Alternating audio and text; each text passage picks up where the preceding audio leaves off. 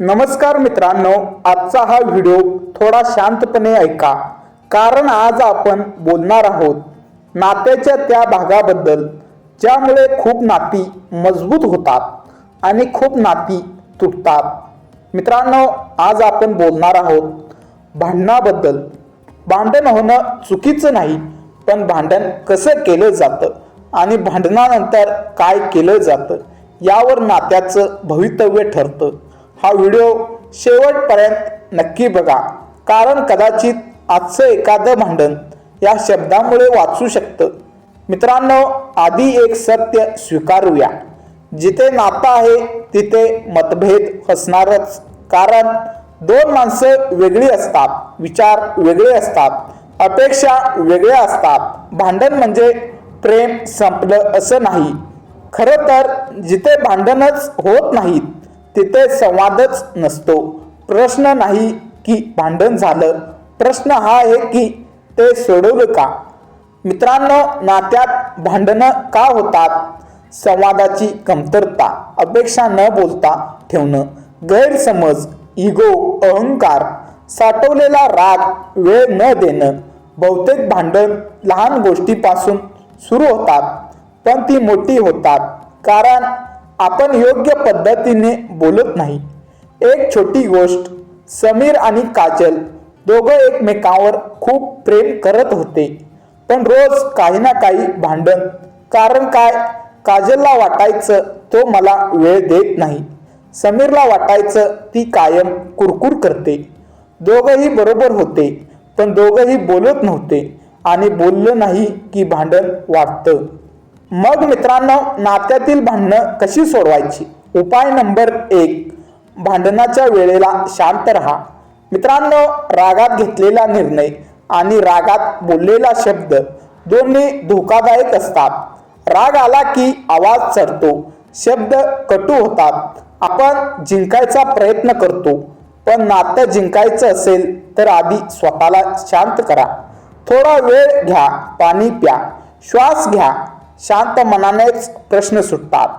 उपाय नंबर 2, समस्या विरुद्ध आपण, एकमेकांविरुद्ध नाही. मित्रांनो, भांडणात सगळ्यात मोठी चूक म्हणजे तू असाच किंवा अशी आहेस. तुझ्यामुळेच यामुळे समोरचा डिफेन्सिव्ह होतो. त्याऐवजी असं म्हणा, आपल्यात ही समस्या आहे, आपण दोघं मिळून हे सोडवूया. लक्षात ठेवा, तुम्ही दोघं शत्रू नाही, समस्या शत्रू आहे. उपाय नंबर 3, भांडणात जुन्या गोष्टी उकरू नका. मित्रांनो, हा सगळ्यात घातक पॉइंट आहे. आणि त्यावेळी तू नेहमीच भूतकाळात गेलात की भांडण वर्तमानात राहत नाही. एकाच वेळी एकाच मुद्दा घ्या. जुन्या जखमा नवीन भांडणात उघडू नका. उपाय नंबर 4, ऐकायला शिका, मध्ये बोलू नका. मित्रांनो, बहुतेक भांडण यामुळे वाटतात की दोघंही बोलतात, पण कुणी ऐकत नाही. खरं ऐकणं म्हणजे मध्ये न तोडणं, उत्तर तयार न करणं, भावना समजून घेणं. कधी कधी तुझं बरोबर आहे हे वाक्य भांडण अर्ध्यावरच थांबवतं. उपाय नंबर 5, तू ऐवजी मी वापरा. मित्रांनो, संवादाची ही खूप सुंदर पद्धत आहे. तू मला वेळ देत नाहीस, मला तुझ्याकडून थोडा जास्त वेळ हवा आहे. तू कायम दुर्लक्ष करतोस, मला कधी कधी एकटं वाटतं. यामुळे समोरच्यावर आरोप होत नाही आणि संवाद खुला राहतो. उपाय नंबर 6, इगो बाजूला ठेवा, नातं मोठं ठेवा. मित्रांनो, अहंकार नात्याचा सगळ्यात मोठा शत्रू आहे. मीच बरोबर, मी माफी का मागू हा विचार नातं मारतो. कधी कधी माफी मागणं म्हणजे हरले पण नाही, तर नात्यासाठी दिलेली किंमत असते. मित्रांनो, उपाय नंबर 7, भांडणानंतर सायलन्स देऊ नका. सायलेंट ट्रीटमेंट हे भावनिक हिंसाचारासारखं असतं.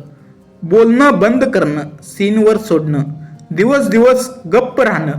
यामुळे भीती वाटते, असुरक्षितता येते, नातं दुरावतं. भांडण झालं तरी बोलून सोडवा, पळ काढू नका. उपाय नंबर 8, योग्य वेळ निवडा. मित्रांनो, सगळ्या गोष्टी सगळ्या वेळेला बोलायच्या नसतात. थकलेले असताना, रागात असताना लोकांसमोर यावेळी चर्चा टाळा. योग्य वेळेला शांत वातावरणात मन मोकळेपणाने बोला. उपाय नंबर 9, समाधान शोधा, विजय नाही. भांडण म्हणजे कोण जिंकणार याची स्पर्धा नाही. नात्यात दोघं जिंकलं तरच नातं जिंकतं. आपण पुढे कसं जाऊ शकतो हा प्रश्न विचारा. उपाय नंबर 10, प्रेम व्यक्त करा. मित्रांनो, भांडणात सुद्धा आदर ठेवा. शब्द जपून वापरा. टोन सांभाळा आणि भांडण संपल्यावर एक मिठी, एक स्वारी, एक मी तुला समजतो हे नातं परत जोडतं. मित्रांनो, भांडण नातं तोडत नाहीत. भांडण सोडवण्याची इच्छा नसणं नातं तोडतं. जिथे दोघं प्रयत्न करतात तिथे नातं तुटत नाही. जर आज तुमचं नातं भांडणामुळं थकलं असेल तर एक गोष्ट लक्षात ठेवा, तुम्ही प्रेमात पडलात कारण तो किंवा ती वेगळी होते. मग त्या वेगळेपणामुळे नातं तोडू नका. त्याच वेगळेपणातून नातं समजून घ्या. मित्रांनो, हा व्हिडिओ आवडला असेल तर लाईक करा. कमेंटमध्ये तुमचा अनुभव सांगा. शेअर करा, कारण कुणाचं तरी नातं वाचू शकतं. चॅनेलला सबस्क्राईब करा अशाच मराठी कंटेंटसाठी. धन्यवाद. नातं जपा.